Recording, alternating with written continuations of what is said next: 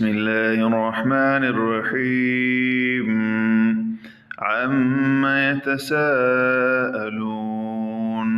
عن النبأ العظيم الذي هم فيه مختلفون كلا سيعلمون ثم كلا سيعلمون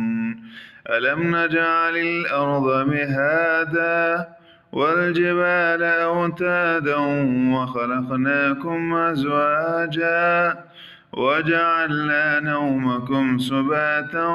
وجعلنا الليل لباسا وجعلنا النهار معاشا وبنينا فوقكم سبعا شدادا وجعلنا سراجا وهاجا وأنزلنا من المعصرات ماء سجاجا لنخرج به حبا ونباتا وجنات ألفافا إن يوم الفصل كان ميقاتا يوم ينفخ في الصور فتأتون أفواجا وفتحت السماء فكانت أبوابا وصيرت الجبال فكانت سرابا إن جهنم كانت مرصادا للطاغين مآبا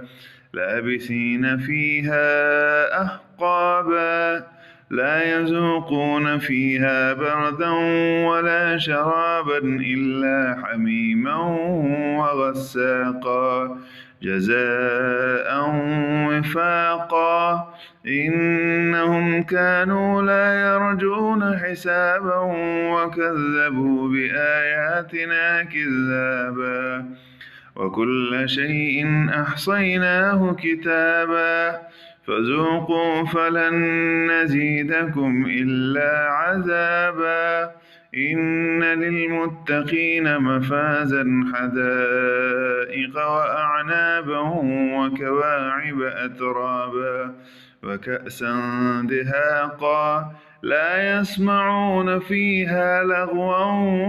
ولا كذابا جزاء من ربك عطاء حسابا رب السماوات والأرض وما بينهما الرحمن لا يملكون منه خطابا